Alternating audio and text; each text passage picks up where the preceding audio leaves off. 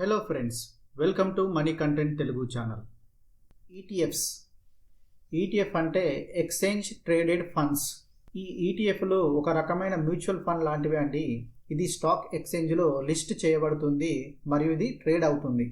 Stocks మాదిరిగానే exchange ద్వారా by and cell చేయవచ్చు. ఇతర రకాల ఫండ్స్ కంటే తక్కువ ఫీజులను కలిగి ఉంటుంది. ఇది ఈటీఎఫ్లలో చాలా రకాలు ఉన్నాయండి. Index ETFs, stock ETFs, bond ETFs, fixed income ETFs, commodity ఈటీఎఫ్లు, లివరేజ్డ్ ఈటీఎఫ్లు, కరెన్సీ ఈటీఎఫ్స్ అని ఇలా వివిధ చాలా రకాల ఈటీఎఫ్లు ఉన్నాయి. ఈ ఈటీఎఫ్లలో ఉన్నటువంటి రిస్క్స్ ఏంటో మనం ఇప్పుడు చూద్దాం. ఫస్ట్ వన్ వచ్చేసి మార్కెట్ రిస్క్. ఇతర ఇన్వెస్ట్మెంట్స్ మాదిరిగానే ఈటీఎఫ్లలో కూడా రిస్క్ ఉంటుంది. మార్కెట్ ఎఫెక్ట్ అయితే ఈటీఎఫ్లు కూడా ఎఫెక్ట్ అయ్యేటువంటి అవకాశం ఉంటుంది. ఈటీఎఫ్లు సరిగా పర్ఫామ్ చేయకపోతే ఈటీఎఫ్ యొక్క వాల్యూ కూడా తగ్గిపోతుంది. రెండోది వచ్చేసి లిక్విడిటీ రిస్క్ అండి. చాలా ఈటీఎఫ్లు ఎక్కువ లిక్విడిటీని కలిగి ఉన్నాయి, కానీ కొన్ని ఈటీఎఫ్లు తక్కువ లిక్విడిటీని కలిగి ఉంటాయి. ఇలాంటి వాటిలో బై అండ్ సెల్ చేయడం ఛాలెంజింగ్గా ఉంటుంది. మూడోది వచ్చేసి ఇంట్రెస్ట్ రేట్ రిస్క్ అండి. ఫిక్స్డ్ ఇన్కమ్ సెక్యూరిటీస్ కలిగిన ఈటీఎఫ్లలో ఇన్వెస్ట్ చేసినప్పుడు ఇంట్రెస్ట్ రేట్ రిస్క్ అనేది కలిగి ఉంటుంది. ఎప్పుడైతే ఇంట్రెస్ట్ రేట్స్ పెరుగుతాయో ఫిక్స్డ్ ఇన్కమ్ సెక్యూరిటీస్ యొక్క వాల్యూ అనేది డిక్రీజ్ అవుతుంది. ఈటీఎఫ్లలో ఉన్నటువంటి రివార్డ్స్ ఏంటో మనం ఇప్పుడు చూద్దాం. ఫస్ట్ వన్ వచ్చేసి డైవర్సిఫికేషన్. ఈటీఎఫ్లు సాధారణంగా బాస్కెట్ ఆఫ్ అసెట్స్ని కలిగి ఉంటాయి.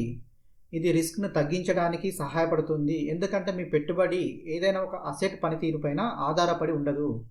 ఏదైనా ఒక అసెట్ కనుక సరిగా పర్ఫామ్ చేయకపోతే ఈ డైవర్సిఫికేషన్ వల్ల రిస్క్ అనేది తగ్గుతుంది. రెండోది వచ్చేసి లిక్విడిటీ. ఈటీఎఫ్లు ఎక్స్చేంజ్లలో ట్రేడ్ అవుతాయి. దీని అర్థం ఏంటంటే ఈటీఎఫ్లు స్టాక్ ఎక్స్చేంజ్లలో ట్రేడ్ చేయబడతాయి.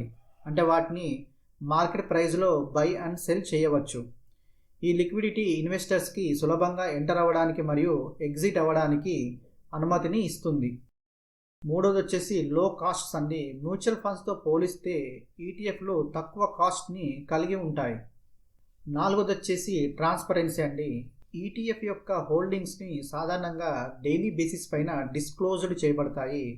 ఇన్వెస్టర్స్ తనకు ఉన్నటువంటి అసెట్స్ని ఖచ్చితంగా తెలుసుకోవడానికి అనుమతినిస్తుంది. ఈ ట్రాన్స్పరెన్సీ తమ ఇన్వెస్ట్మెంట్స్పై స్పష్టమైన అవగాహన కలిగి ఉండాలనుకునే ఇన్వెస్టర్స్కి ఆకర్షణీయంగా ఉంటుంది. ఐదోది వచ్చేసి ఫ్లెక్సిబిలిటీ. ఈటీఎఫ్లు ఇన్వెస్టర్స్కి మార్కెట్ ప్రైస్ వద్ద డైలీ ట్రేడ్ చేయగల ఎబిలిటీని అందిస్తాయి. ఇన్వెస్ట్మెంట్ స్ట్రాటజీస్ని అమలు చేయడంలో మరింత ఫ్లెక్సిబిలిటీని అనుమతినిస్తుంది. ఈటీఎఫ్లలో పెట్టుబడి పెట్టే ముందు ఇన్వెస్టర్స్ తమ ఇన్వెస్ట్మెంట్ గోల్స్ని, అదేవిధంగా రిస్క్ టాలరెన్స్ని చూసుకోవాలండి. ఈటీఎఫ్ యొక్క స్పెసిఫిక్ ఫ్యూచర్స్ని అర్థం చేసుకోవడం అనేది చాలా important.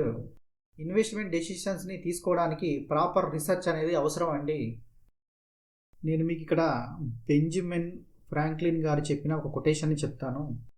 And investment in knowledge pays the best interest. Investment విషయానికి వస్తే nothing will pay off more than educating yourself. మీరే చదువుకోవడం కంటే మరేది కూడా ఎక్కువ చెల్లించదు. మీరు ఓన్గా నేర్చుకోండి. ఏదైనా పెట్టుబడి నిర్ణయాలు తీసుకునే ముందు అవసరమైనటువంటి రీసెర్చ్ మరియు అనాలిసిస్ని చేసిన తర్వాతనే మీ డెసిషన్స్ని తీసుకోండి.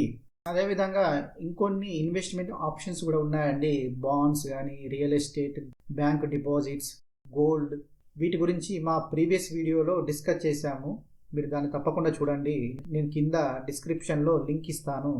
మా వీడియో కనుక మీకు నచ్చినట్లయితే లైక్ చేయండి, షేర్ చేయండి, సబ్స్క్రైబ్ చేయండి. అదేవిధంగా పక్కనే ఉన్న బెల్ ఐకాన్ని ప్రెస్ చేయండి. జై హింద్.